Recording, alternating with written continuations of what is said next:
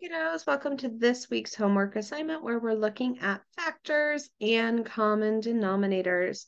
So remember, factors are numbers that you multiply. So there's a set amount that we are looking for, and they're all going to have a pair. So if we're thinking of the different ways we can multiply to make 20, we have 1 times 20, we have 2 times 10, and we have 4 times 5. So 1, 2, 4, 5, 10, and 20 are the factors of 20. For 18, we have 1 times 18, 2 times 9, and 3 times 6. So 1, 2, 3, 6, 9, 18. For 40, we have 1 times 40, 2 times 20. We have 4 times 10, and 8 times 5. 1, 2, 4, 5, 8, 10, 20, 40. If we're looking at 10, we have 1 and 10, and 2 and 5. Now you got to this part and you realize I took your lines away. So we had to think of it ourselves. 15 had 4 factors, 1 and 15, 3 and 5. For 50, we had 6 factors, 1 and 50, 2 and 25, 5 and 10. I hope you found them all. Good luck, mathletes. If you have any questions, please bring them with you to class. All right, love bugs, page 2. We were writing our fractions with common denominators. Remember to do that. We're looking at our least common multiples.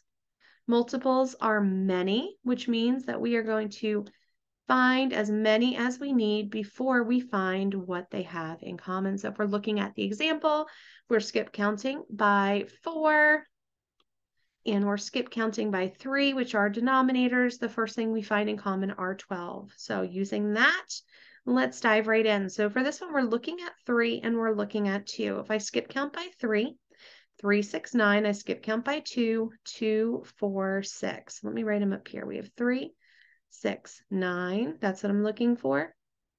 I'm sorry, not 9. I'm looking for 6. And then over here, I have 2, 4, 6. That's the common one I'm looking for. So if I come over to here, 3 times 2 is 6, and 2 times 3 is 6. This would give me 2, 6, and 3, 6. Coming over here, I have 4 and 6. And then I'm looking at, so we have 4, 8, 12. That's what I'm looking for. 6, 12. 4 times 3 gives me 12. 6 times 2 gives me 12. When I rewrite them, I have 3 twelfths and I have 10 twelfths. Coming down to here, we have a 5 and a 4, and I'm looking for what they have in common. So I have 5, 10, 15, 20. That's going to work. 4, 8, 12, 16, 20. 5 times 4. 4 times 5. Rewritten gives me 12 over 20 and 15 over 20. 5 and 8. This one was hard, right? Probably got a couple in and you were like, where is it? What am I missing? The common denominator between these, we're actually going to have to multiply them by each other to get 40. We need to get all the way to 40. 2 times 8 is 16. 40 is our denominator. 7 times 5 is 35. 40 is our denominator. With 9 and 4, again, we had to put in some work. We're going to have to multiply them by each other to get 36. 5 times 4 is 20. 9 times 4 is 36. 1 times 9 is 9. 4 times 9 is 36. And then our last one over here, we have denominators of 10 and 12. We didn't have to multiply them by each other, thankfully. But we had to find, oh, it just switched on me. We had to find a denominator of 60. 60 is what we're looking for. 3 and 6 is 18. 5 and 5 is 25. That's the end of this page. Questions? Bring them to class. All right, now we are looking for the greatest common factor. Remember, to find factors, we have to multiply. So the greatest common factor, both have to have it in common. So if we're looking at 6, we have 1, 2, 3, and 6. Again, 1 times 6, 2 times 3. If we're looking at 8, We have 1 times 8, 2 times 4. What they share is 2. So that is our skill for this page. What can I multiply to make 2? 1 times 2. What can I multiply to make 4? 1 times 4, 2 times 2. So if I'm looking for what they have in common, the greatest common factor is 2. For 5, I have 1 times 5. 20, I have 1 times 20, 2 times 10. 4 times 5, what do they have in common? The greatest number, it's 5. 3 and 12, 1 times 3. 1 times 12, 3 times 4, 2 times 6. 3 is our greatest common factor. 1 times 8, 2 times 4, 1 times 16, 2 times 8, 4 times 4. The biggest one they have in common is 4. Now for this one, they have more than 1 in common, right? They also have a 2. They also, oh my goodness, I missed it. It's not 4, it's 8. They both have 4 in common. They both have 2 in common, but the greatest one they have in common is 8. My brain and my hand were going at different paces. All right, 1 times 6, 2 times 3. 1 times 24, 2 times 12, 3 times 8, 4 times 6. So we're looking up here. We have a 6, we have a 2, we have a 3, but 6 is the greatest one that they share. 10, we have 1 times 10 and 2 times 5. 100, we had 1 times 100, 2 times 25. We have 5 times 10. Or no, we have 5 times 2. 5 times 2. And we have 4 times 20. Oh my goodness. Hold on. Redo. We have 1 times 100. We have 2 times 50. There we go. 4 times 25. 5 times 20.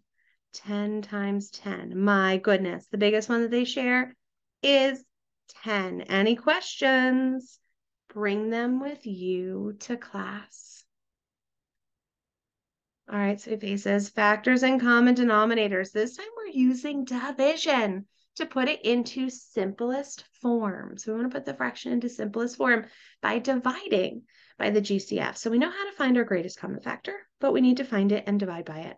So if I'm looking at 2 and I'm looking at 4, I can divide both of these by 2. And when I do that, my simplest form is 1/2. Now, when I look at 1 and I look at 2, the only common factor left is 1. But if I divide them both by 1, they don't change. 3 and 6 have a greatest common factor of 3. 3 divided by 3 is 1. 6 divided by 3 is 2. Both of these only share a common factor of 1. 4 divides into both of these numbers, leaving us with 1/3. 5 divides into both of these numbers, leaving us with 1/5. 25, tricky one, divides into both of these numbers, leaving us with 1/4. And 7 goes into both of these numbers, leaving us with 5/7. Any questions on this? Bring them with you to class. Last page, we have some word problems where we have to find our answer and put it into simplest form, okay? So if we're looking through, we're looking for some keywords. So Michael has 10 pages of math homework. Let me make this a little bit darker. 10 pages of math homework and 10 pages of reading homework for this week. What is the fraction of what fraction of his homework is math homework? So we say that there's 10 pages of math homework, but total he has 20. If I divide both of these by 10, simplified is 1/2. As long as you got here, I'm happy. This is really a super stretch, but we're really trying to build on our skills because every day we spend together, kiddos, you're closer to 6th grade math. So we want to really start stretching our thinking a little bit more, okay? So let's take a look at the next one. Lena has 12 sweaters and 18 short sleeve shirts in her closet. What fraction of her clothes in her closet are sweaters? Again, taking it down to simplest form. So she has 12 sweaters, but how many items are in her closet? We need to add these. 12 plus 18 gives us 30. So she has 12 sweaters, 30 total clothes or total tops. If we divide these by 6, we end up with 2/5. Down here, Chris has 15 red pens, 10 blue pens, and 10 black pens in his desk drawer. What fraction of his pens are red? So he has 15 red pens, but altogether he has 15, 10, and 10, which give him 35. If we take this and divide these both by 5, we end up with 3/7. Over here, the art teacher bought 20 colored pencils, 30 crayons, and 25 markers for students. What fraction of these supplies are markers? So if we look, our markers, we have 25. If we add together 25, 30, and 20, we get 75. Oh, I just changed my number. If we divide both of these by 25, think quarters. If I have 25 cents, I have 1/4. If I have 75 cents, I have 3/4. 1/3 is simplest form for this one. And then we have Reese. Reese played 4 rounds of racing games and 2 rounds of adventure games on her video game console. What fraction of the games she played were adventure games? So this time I didn't give you the fractions for the end. You had to really think it through. So she had, let's see, 2 adventure games for 6 total. If we simplify that, we get 1/3.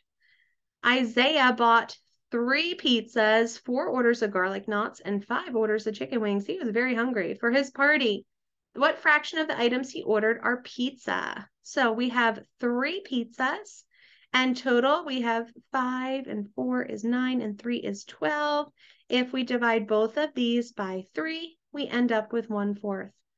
This was tough, kiddos, but we're really getting our brains stretched for next year. Any questions? Bring them to